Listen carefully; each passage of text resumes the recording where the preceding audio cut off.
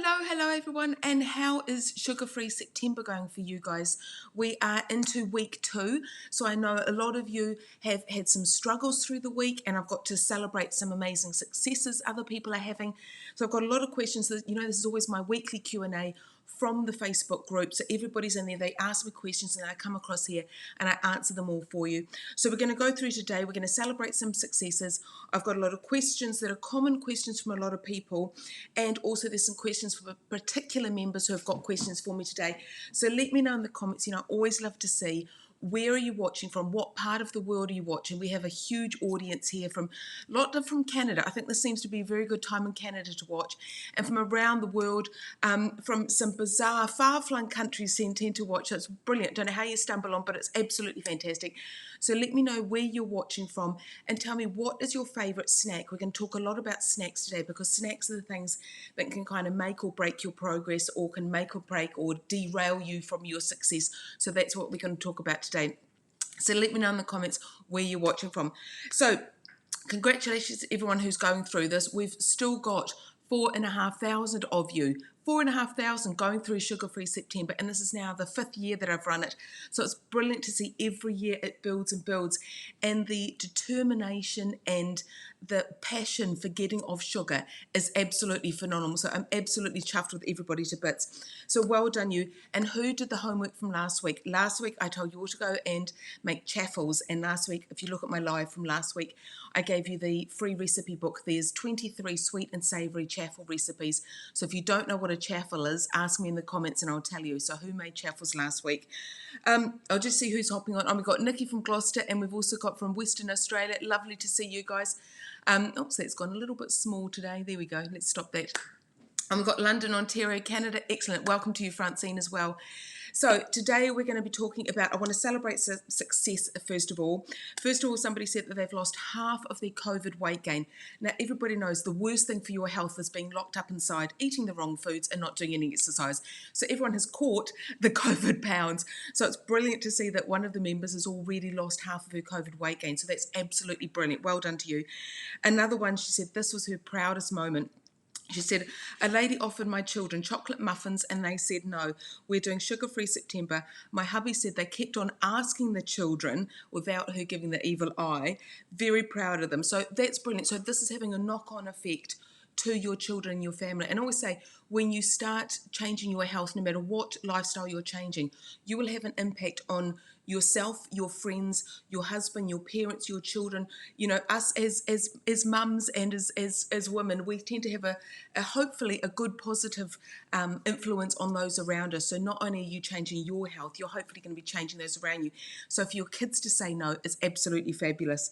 Someone else said they've lost 2 more belt holes since August 26. So that's only 2 weeks ago. So that's brilliant. And belt holes, I'm going to talk about that in a minute. That's all your dangerous fat. That's your visceral fat. That's the dangerous fat. So that's brilliant. Someone else said they can't believe it, 3.4 kilos down. So huge congratulations to everyone already who has had amazing success. I absolutely love it. But I've also got some comments from people who haven't had success. So I will be, I'll tell you all the tips and tricks that I want to know. So like I say, let me know in the comments where you're watching from and what is your favourite snack. What do you love to go to, or do you snack? Have you given them up? What's kind of helping with you? So these are some of the questions. These are the common questions that I've been given. So I'm not going to put names to these ones, but in the group you'll know you've probably asked this question before. A lot of people have said they've just started and they haven't had weight loss yet. So I always say, or that they're finding difficulty to stay on track, and that's absolutely understandable. This is just the beginning of your kind of sugar-free journey, or your moving off junk food journey, and it's absolutely understandable. It's taken you a lifetime of eating sugary foods, eating junk foods, and it's been a lifetime and years to put the weight on. So don't expect that to suddenly come off overnight, and that's absolutely fine. And along the road it will be bumpy. There will be times when you fall off the wagon. It's to be expected, and don't be hard on yourself, because nobody wants to be in that state where you're good or bad, or you're making good or bad decisions. Just use it as a learning point and think, okay, why did I slip up that time? What made me go into the cupboard and eat something that I shouldn't have? And that was maybe for the children, my husband, who aren't on track with Sugar-Free September. What is it that actually made you make that decision? But that's fine. Focus on, if you keep on falling off, Focus on one meal at a time, one snack at a time. So it could be, okay, I'm just going to focus on my breakfast. I know for the rest of the month, I'm only going to be having really good healthy breakfast. So it could be grain-free granola, and I've got about 6 recipes for those. It could be scrambled eggs. It could be, I've even got an egg cooker. You put it on in the morning when you've had your shower, it's all cooked. It doesn't need to be difficult, and that's the whole point of this. Finding the easy ways to do things is critical to your success, because look, I'm a busy mum. I'm not going to make things complicated. I'm not going to make things that have got a 10-step recipe. I want to make things really quick and easy, which is why I have 1-minute mug cakes, why I have 1-minute mayonnaise. It's fast and it's out of here. So find the things that's making the healthy choice the easy choice. So one meal at a time, one snack at a time. If you just focus on your breakfast, by the time you've had a good breakfast, like I say, it could even be leftovers, as long as it's not back onto sugary cereals or sugary jam and toast, or any of those kind of sugary desserts which people still have for breakfast. Breakfasts are becoming more sugary desserts than actually good breakfast for the day. Think about that. Then when you've had set yourself up for a good breakfast, it gives you that kind of momentum for the rest of the day. But even if you fall over through the rest of the day, you know what? One of your 3 meals was really good. Then when you've got that nailed, then move on to your lunch and think, okay, lunch is going to be maybe leftovers, or it's going to be, I can order a salad of the day at your local takeout, or I can go and order, something that's a healthier version of what you've had, and just slowly chip away at it. And progress, not perfection. That's my little tagline, and always in my weekly newsletters, is that progress, not perfection. I don't want you to think that you have to be perfect overnight. It takes months, it takes years, but imagine if you started in Sugar-Free September last year. A lot of people say this was the little inkling that they needed to address their health and address what they're eating. So just start with what you have, and also know what your weakness is so you can be in control. And this is another question later on that somebody keeps on falling off, and I want to talk about that. If you know your weakness is maybe you go around to friends for dinner, or you go out for dinner. If you're going to friends for dinner, always offer to bring whatever's your weakness. If your weakness is the dessert at the end of the evening, offer to bring the dessert so you're in charge of the highest sugar part of the meal. So maybe make a cheesecake, maybe make some, I've got some mocha fat bombs, or they're like sort of little cheesecakey bombs. They're absolutely delicious. Or make like a lime cheesecake or a Jaffa cheese, something that you can bring to share. Then you're in control of whatever your weakness is. If your weakness is maybe snacking with drinks before the dinner started, think to yourself, okay, I'm going to set myself no snacks, or one snack, just no snacks, and then I will go in for the dinner. And the biggest thing is, and this is what I teach in Ditch the Carbs Pro, is if you can't stop the splurge, limit the splurge. So if you're going out for the night, or you're with friends, or you're with family, whatever you're doing, don't think if you've slipped up with one thing, that's it, it's all out the window, it's all out the door, tonight's a write-off, I'm just going to go and enjoy it.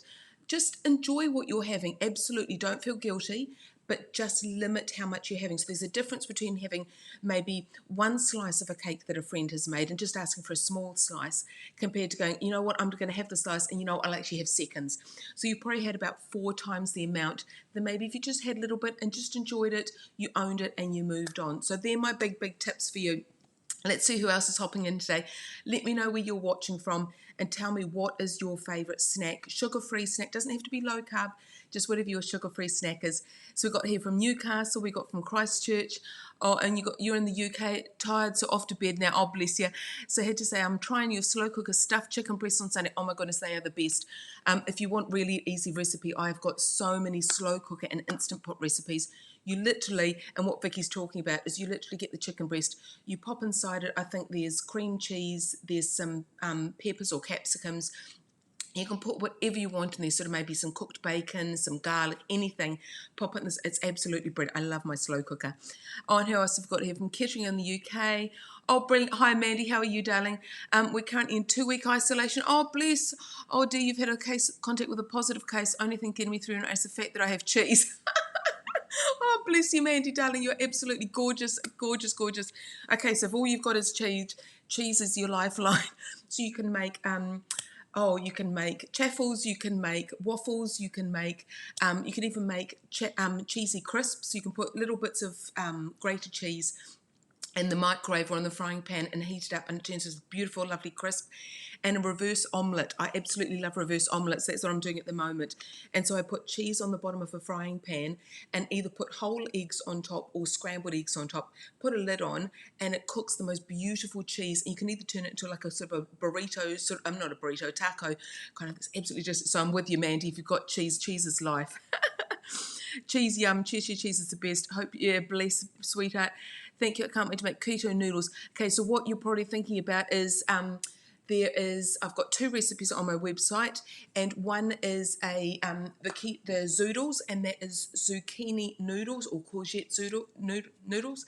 You put it through a spiralizer, and that's beautiful.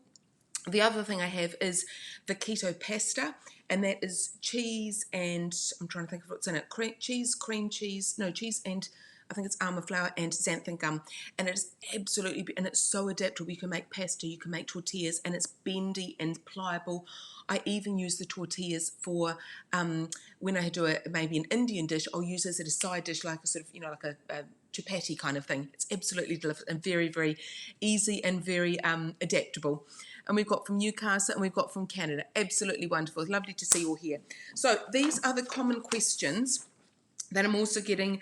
Somebody else, sorry, the last common question. People saying that they're always falling on and off keto, and I gave them lots of tips in the group. And I also said, think about your short-term comfort. So what comfort is that food giving you compared to your long-term health? So yes, right at that moment, I know it's so hard to say no to a piece of chocolate cake or cheesecake or something, and you think, I just want that, I just want it, and it's for, it's your emotional coping strategy and how that is making you feel, and you think right at this moment that is all I want. And that's absolutely understandable, especially during these strange and anxious times. But just think of your short-term comfort compared to your long-term goal, and you might have maybe 3 minutes of eating a cake, which absolutely at that point you might need to do. Could you have half of that cake? Could you have a third of that cake so that you're still getting that feeling? Or is there a low-carb alternative that you can go to? Because a lot of people, if your emotional coping strategy is food, first of all, you need to replace, then remove. So replace that rather than a high sugar, whatever that comfort is for you, do a low sugar one. So instead of a cheesecake, make a sugar-free cheesecake. If it's, say, toast and some jam or some spread, make a low carb bread and low carb spread. See what you can do and replace, then remove. And then eventually you will know, are you avoiding maybe an email that you don't want to write? Are you avoiding a conversation you don't want to have? Are you avoiding some kind of situation? Or, life is pretty damn tough.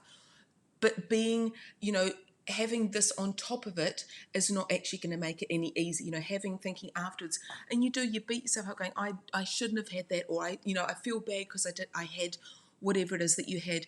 Just go for maybe, if you can't stop the splurge, limit the splurge. So maybe have a half or a third or a quarter, or just have a taste. And you go, you know what, I've had a taste. I'm not actually going to, and you'll feel so proud of you. It will give you more confidence to say no the next time. But it is hard. I completely understand.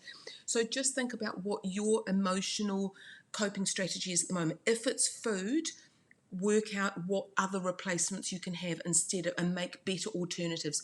Then once you figure that and you figured out that is what your trigger is, then you can replace and you can actually remove that. So that was a good little, a sort of a generic question that everyone had. So another common question people had is they're not losing weight, but they're losing inches. And that's actually good because your inches around your tummy is your visceral fat. That's your dangerous fat. And that is the kind of active fat that is often a sign that you have insulin resistance. How many times do you see people that are skinny and then they've got this big tummy, and that visceral fat is your dangerous fat. That's what we want to get rid of. So that's brilliant. If you're not losing weight, the fact that you're losing this visceral fat is absolutely brilliant. It's a sign of insulin resistance, and your insulin resistance will be improved through your diet, through lowering your sugar, lowering your carbs, getting normal blood sugars, and then when your insulin sensitivity improves, then the weight loss will follow.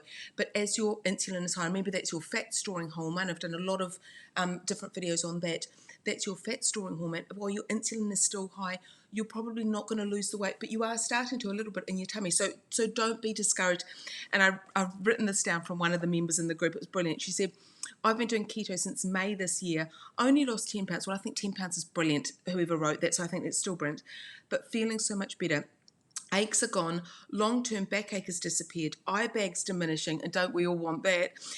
Brain fog gone, we definitely want that too, and definitely losing inches. Friends are commenting and some are trying keto now too. So there's so many things to unpack in that one statement. The fact that she's lost weight, she's also lost inches around her tummy. She's feeling these amazing. I often say sugar-free and low-carb, whichever you want to do, the health benefits are phenomenal. The weight loss is just an absolute bonus. You know, as you probably know before, I'm no longer practicing pharmacist, I'm a registered pharmacist and a health coach. And I genuinely believe that I've helped more people in the last 6 years using sugar-free and low-carb and ketogenic nutrition regain their health than the last 25 years when I was dispensing their medication. And absolutely, I'm not saying if you're on medication, you have to be under the supervision of your healthcare practitioner. You have to be, because the results of changing the way you eat can be so dramatic, you may need to come off your medication. But I never felt that I was actually improving health. Yes, I was improving symptoms, absolutely, but I never felt that I was improving health. So I absolutely love that comment in the group. So if you want to join the group, there's a link above there. Yes, so not losing weight but losing inches, that's actually fine. The weight loss will happen. It really, really will. And like I said, it took years to put the weight on. It's going to take some years to get it off. You'll be fine. You'll be fine. Someone also said, can I reduce the carbs or do I have to make my meals more fat-based? So no, you don't have to make them fat-based. Yes, we are. So we're low-carb, healthy fat. Yes, we are higher fat, but that doesn't mean that we pour butter on our dinner. Yes, I do add butter, but not what people think. There's a myth out there that people think that we eat butter, we put cheese and things, and yes, we do, but not what people's kind of myths to think that we do. I'm not low fat by any means. We are higher healthy fat. So by that I mean we eat the skin on the chicken, we eat the pork rind. I will go and buy the pork with the biggest amount of rind on it, the skin, so I get the biggest crackling on there.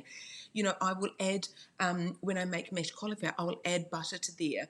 I won't though, I don't do bulletproof coffees and drinking fat. That's where so many people, when kind of low carb and keto became very, very popular, probably about a year or two ago, and everyone was trying to jump on the bandwagon, but they didn't really understand.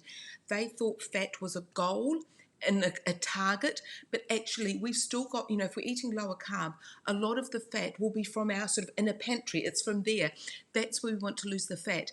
But you still need high healthy fat in your meals so that you are sustained for longer, because if you are sustained for longer, your appetite diminishes, and that's what low calorie and low fat diets never actually address, is our hunger, and that we're not addressing that. And how many times have you tried any kind of diet for a week or two, and you can do it because you've got willpower, and then it all goes to custard. It really does, because you haven't got the ability to affect your appetite. And I used to eat what I thought was healthy diet, but I ate enough healthy food for two people because my appetite was never under control. So what you need to base your meals on is lower carb, nutrient dense food. So that could be, you know, vegetables and low sugar fruits and nuts and seeds and dairy. Quality protein, so that could be your steak, your fish, whatever you have as your protein. For vegetarians, it will be different. Eggs, whatever you need to do. And then add healthy fats. You can have the fat that comes with the meat. You can add some fat to your mashed cauliflower. You can add fat, maybe when you're having a fathead pizza, which is absolutely delicious. All these different, so don't think that you actually have to make fat your goal. That's your limit. You don't want to add excess, because really you'll be burning your dietary fat, not your body fat. So I just wanted to discuss that one with you. And someone said how much to eat. And a really good rule of thumb, and it sounds really simple, but sometimes it just has ringing in your ears that you go, that's what I need to know. Eat only when hungry and stop when almost full. How many times have you had a meal and then 20 minutes later you go, I shouldn't have had all of that? So eat only when hungry. So if you're looking in the pantry for something at 11 o'clock, are you really hungry, or are you searching for something, or that kind of emotional coping again? And then stop when almost full. So even though we're all brought up the same, we have to finish what's on our plates. But if you get to the end of the dinner, you think, actually, I don't want that last little portion of whatever the meal is, don't eat it. Or my boys love sitting next to me because if I'm getting full, I put things on their plate and they love it. They go, oh, score, I got something off mum's plate. So don't have to eat everything. Don't feel guilty that you don't eat everything on your plate. Jay asked, what do you eat instead of comfort eating, or go past, how do you get past the temptation? So this is a great one. Again, we talked about, comfort eating and emotion kind of coping. Just the regular things. Try and stay busy. If you know that maybe 4 o'clock is your enemy for going in and having some kind of snack and you're just constantly grazing, what can you do at 4 o'clock to change that? Or if you know driving home that you always pass a particular bar, or like a burger bar, or a particular shop that you go in and you buy your chocolate or your candy or your gas station, drive a different way home. Make the healthy choice the easy choice, and don't somehow change up your routine. Can you go for a walk if you're thinking, I really, really want something? Can you go for a quick walk? Can you go to the gym? Can you, and I know a lot of us can't actually go out at the moment, can you have a drink? Can you have chewing gum? There's all things that actually prevent you actually having a snack in the first place, but got some good snack ideas. I've got a link above here, and I think there's 50 snack ideas yes, it is 50 snack ideas, low carb and keto. They're absolutely brilliant. So go and put your name down, you can get that there for you. But an easy recipe is the 1-minute mug cakes. I have vanilla and berry. I've got cinnamon swirl. I think coming up next week is a lemon mug cake. There is chocolate. There is all different ones. They're easy, 1 minute. And by making a 1-minute mug cake, quite often people can't actually finish it. It's quite big. And so you might think, okay, well, I should have half of that. I don't actually need the snack anymore, and put the snack away. And that could be your snack ready made for the next time. But have some good quality snacks ready so that you don't, because it's the easy option to reach for the candy bar. Have some sugar-free hot chocolate. There are plenty of good brands out in the market now. You can make your own with cocoa and stevia and some cream, some heavy whipping cream and hot water. It's beautiful. Heavy, maybe some nut butters like almond butter, that's beautiful. Maybe have some dark chocolate like the 90% or the 95%. You might need to work up to that. You can also have a peanut butter cup. I've got a recipe on the website, and it's regular peanut butter, but you sweeten it with whatever your favourite sweetener is. And then it's top and bottom got a layer of chocolate and coconut oil, like the chocolate layer. It's beautiful. And you can even make smaller ones and pop them in the freezer. So as an emergency, you've got them in your freezer, and you can just have them when that sweet craving hits. So let me see who else is hopping in here now, and let me know how you're going, and let me know what is your absolute favourite snack. We've got from Cambridge. I'm in Auckland, loving chaffles. Yet chaffles are the absolute saviour. Loving the granola bar, but might come a tad dry. Using it as granola. Yeah, okay. So if you're what Kaji's talking about is I've got a grain-free granola bar. If it does come out a bit dry, yes, you can. You can crumble it and use it on top of it as yogurt, as your granola. What you can also do is get 90% or whatever your favourite dark, lower sugar chocolate is, and drizzle that across the top. That can make it really nice. Just be careful when you're baking it not to cook it for too long, that you don't want it too dry. I never weigh myself, always measure myself. Excellent, Vicky. That's a brilliant way of doing it, because measurements are more of a reflection of your fat loss rather than weight loss, which can be different. I've certainly noticed slimming down, already feeling so much better. This is brilliant. This is a return for me to keto, though, so I do know much of what I'm doing. Excellent. It's just remembering. And isn't that the truth? Everyone knows what to do. It's actually how to do it. That's putting it into practice. A quick question from you. Here we go.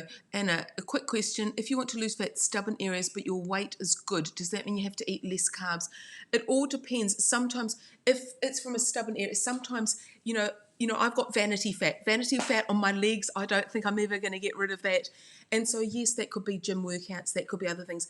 But everything that I've read and all the studies I've looked at is very, very not impossible, but there's no studies to show that you can spot reduce in certain areas.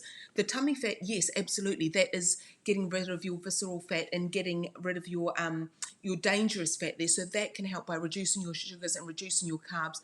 So you might want to if you're just sugar-free, you might want to give that a go. But if you're within the normal weight range, sometimes all of that fat, it's just subcutaneous fat. It's the vanity fat. But I absolutely understand. I would love to lose that as well. So it just depends, but normally that's more from a fitness perspective, or maybe improving muscle mass in certain areas. And muscle mass is almost like your metabolic currency. The more muscle we have, the more our resting metabolic rate is, the more we glycogen we can store rather than it being stored as fat because of how much sugar you can store in your body. There we go. What else have we got? Leslie, I'm not a big fan of sugar substitutes. Years back, they were not good for me. How much better they are now. I'm stuck thinking of how bad they were. Yeah, and some sugar substitutes are really bad. There was one I discussed in last week's Sugar-Free September Q&A, and one lady was stuck and she was drinking iced tea. She was making it herself with, and I can't remember the brand she used, but when I looked into it for her, it's actually diluted with dextrose, which is sugar. So there are so many bad ones out there which are either got bad marketing, so they're trying to hoodwink you into having something that really still is raising your blood sugar. And there are ones out there that I wouldn't touch with a barge pole. So you know the ones I love. I love either erythritol, or I love stevia, or xylitol, or monk fruit. They're the kind of ones that but you do you, and you choose which works for you. And what will work for one person won't work for another. What will not raise blood sugars in one, there might be 1 in 1,000 where it does. So I always say test what works. Become your own experiment. So it's wonderful, Liz, that you found something. Oh, lovely, Rebecca. Love the fact that you're not hungry. You're eating small meals but having huge sugar spikes, feeling shaky hungry. So I'm glad I'm not feeling that way now. Excellent. What about cream on keto granola? Yep, absolutely. Go for the cream. Go for either the heavy whipping cream, the double cream, or go for coconut cream. And what you can do, when you buy coconut cream, really be a label reading ninja on the back. And what you will see is look at the fat content. Some call it coconut cream, but it's what I would refer to as coconut milk. Coconut cream is above 25% fat, and that's a true coconut cream. Whereas some coconut creams, they say reduced fat coconut cream, well, that's coconut milk, and they will only be maybe 5 or 10% fat. But buy the true coconut cream, pop it in your fridge, and the cream, the really thick fatty part, will go to the top, and you can scoop 1 or 2 tablespoons and put that on your granola. It's absolutely brilliant, and that will keep you fuller for longer. Don't be scared. You know, people who are watching this who haven't done it before, don't be scared of adding fat to your meals. That's what keeps you fuller for longer. That's what stops you snacking and reduces and controls your appetite rather than your appetite controlling you. Here we go. Now, what do you think of the Fast 800 diet? I'm not too clued up about that. If it's the one I'm thinking of, they don't mind where those 800 calories come from, whereas we are very focused on those 800 should be nutrient-dense calories that are lower sugar and lower in carbs. Because I know some people, if it's the one that I'm thinking of, they will spend those, and everyone will cheat. Everybody will grab the information out from a diet that they want to and that they will hold on to, and they'll forget the rest of it, that those 800 calories, but really do an 800 calories. And I'm not saying you're doing it, but this is what some people have done. Do you want it from, they'll save them all day long and have like a chocolate bar. Well, of course, that causes your sugar to spike, your insulin to spike, and boom, you're back into fat storage mode. So I think that's what you were talking about, the Fast 800 diet, only restricting yourself to 800 calories. So there's pros and cons about that one there. Peanut butter cut-ups, yep. Hi from Nelson, excellent. You'll do that. Oh, great. Sugar-free is great. Love it. Never thought I could do it. Never feel hungry at all. And that's the brilliant of it. It's just once you start, and you don't have to be perfect, and you don't have to. This is why I set Sugar-Free September. Do it your way, rather than saying you can't eat this, this, this, and this. Like I always say, the example I remembered last year, there was one member, and she said, Libby, all I can do is give up peanut butter cups. I'm addicted, the store-bought ones. I'm addicted to them. So I said, that's fine. You can just give up those. That's all you want to do. And by the end of the month, she was giving up all these other bits and pieces because she found strength that she could give up the peanut butter cups and then she could do the other things. So that's great. Rightio.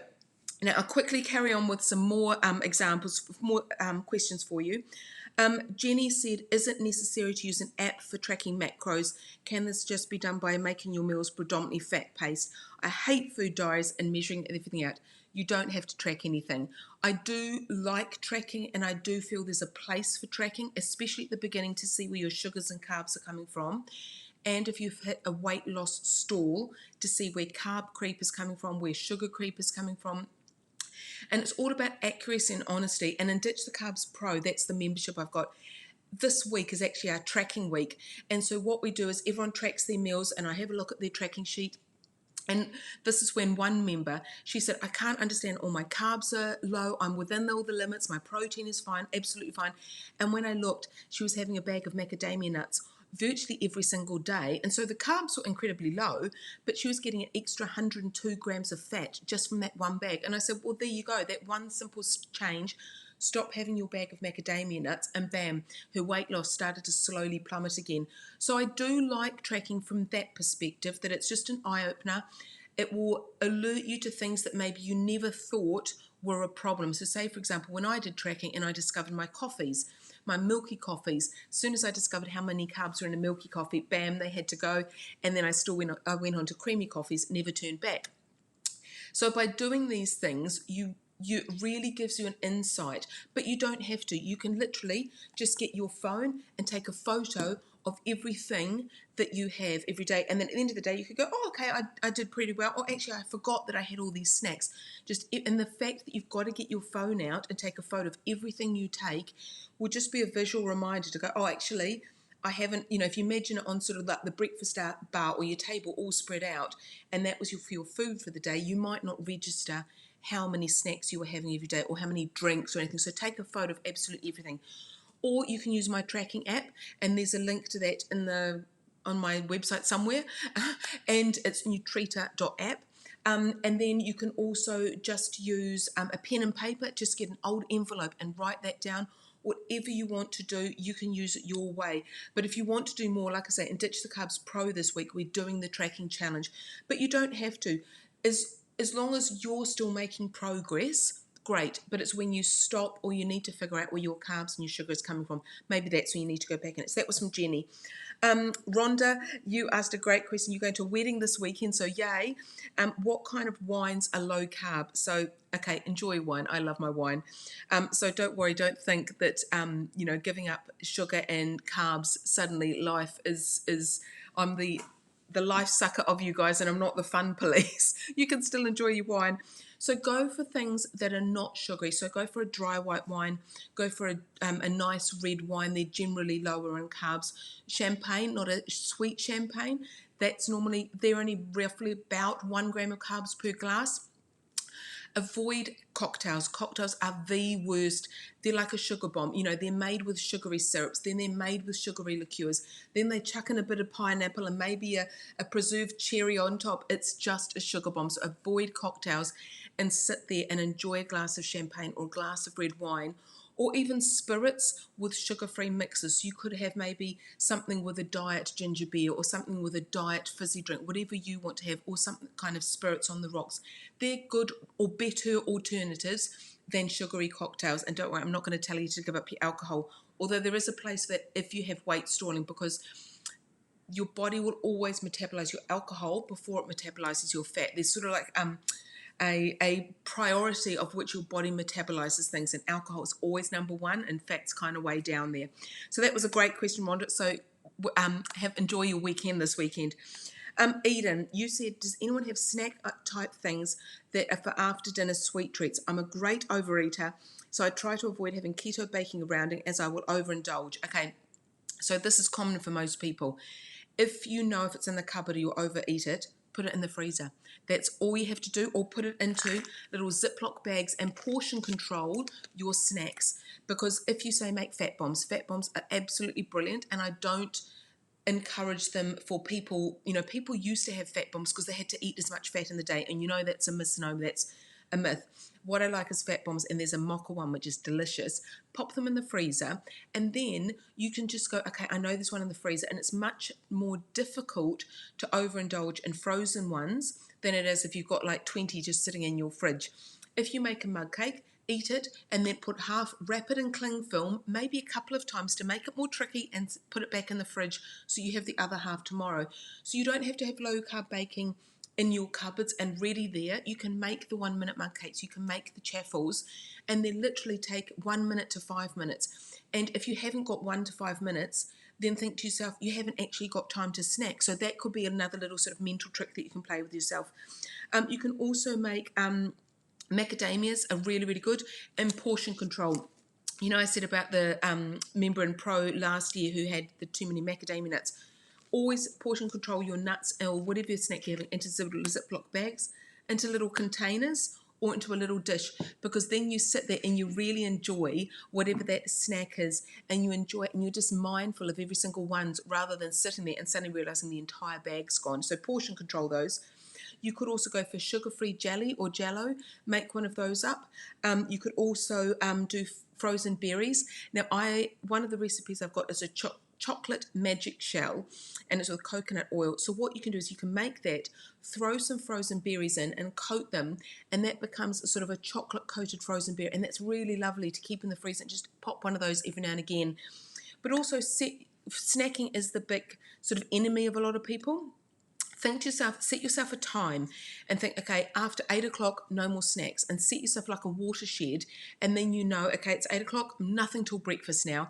And my challenge to myself in sugar-free, because I've been sugar-free for years now, so I always give myself an extra challenge in sugar-free September. So my challenge for this entire month is no snacking. So I've been no snacking for the entire month, and it's actually been easier than I thought, because I set myself, I have my breakfast, and then, because sometimes I used to skip breakfast, and that's fine. Sometimes, you do your 18-6 intermittent fasting. But now I've gone back to having breakfast. So I have my 3 meals a day. And once I've had my breakfast, I sort of mentally think to myself, right, that's it till lunch now.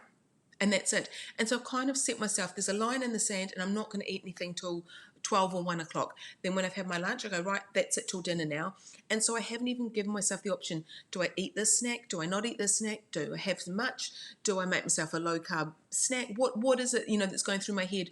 Those options are completely off, because I've actually made the decision a few hours ago that I'm not snacking at all.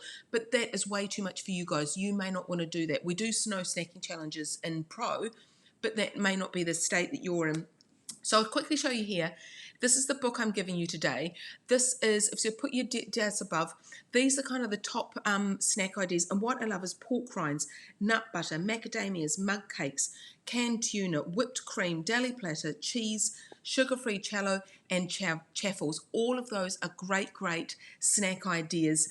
So, go and get that now if you want more snack ideas as well. Let me see who else is here. I've got here. There we go. I have a question. I have a bag of erythritol that I got off Amazon. Has 0 calories but 100% carbs and cigarettes. Okay, confusing. I've got a good answer for this. Yes, it does have 0 calories, and yes, it has 0 sugars. 100% carbs, but those carbs are non-absorbable carbs. So that's why, even though they're carbs going through your body, they're non-absorbable. A bit like some of the non-absorbable fibers. So that is non-absorbable in you. So that's why it's 0 calories and 0 sugars. But yes, it is absolutely confusing. There we go. Oh, you have the sugar police at your house. Yep. Some people do.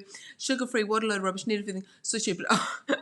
Well, you can fight them back by how amazing you feel, and your improvements, and your ability to concentrate, your ability to feel amazing. So kill them back with kindness. Blueberries. I have only a few of my granola along with Greek yogurt and cream. Brilliant. I've noticed that the number of blueberries on the Chaffer recipe is 6, which is quite specific. Is there a particular amount that I should not go above? Now, I'll give you a reason why there's 6 on my Chaffer recipe. A, because I have to calculate the nutrition values for all of my chaffles. So I need to say and declare how many I've used for the nutrition panel that I've calculated. If you want to reduce those further, I always try and give little notes to say, if you want to reduce it, you might only want 3. You might want to enjoy more, and therefore you might want 10. And so, but then your carb count will go up. So it's all about knowledge, and it's all about choices. And as long as you know how many I've used, and as long as you know how many carbs that equates to, then it's completely your choice. So blueberries are still quite high in sugar and carbs. They're a bit like grapes, but they're very nutrient dense, or they're beautiful dark skin, and they pack a real punchy flavour compared to grapes, which are just sugar bombs. So blueberries are great, raspberries are great. Just be aware of how many you're having. So that's a great question. Oh, I'm bless you. Thank you. That's absolutely my pleasure. I ask myself this: if I need a snack, am I hungry? If not, don't snack. Works for me. Excellent, and everyone will have their little mantra in their head. So that's it for this week. Remember to download your 50 top low carb and keto snacks, come and join us in the group. Let us know how you're going, because it's been a brilliant month. Like I say, there's 4,500 of you doing this, so you are not alone. Come and ask the questions every week in the group. I've got a little weekly thread. I'm giving you kind of a taste of what I do in Ditch the Carbs Pro. We always have a weekly thread going on. We have little challenges. We keep the momentum going. And if you're really you know, serious about keeping on your success and your motivation and your accountability, come into the group and we'll help you there. So it's absolutely brilliant. So have a wonderful week, everybody. Big love to you all. Stay safe, stay healthy. And if you've got any questions, come and ask us in the group. Okay, see you next week. Bye-bye.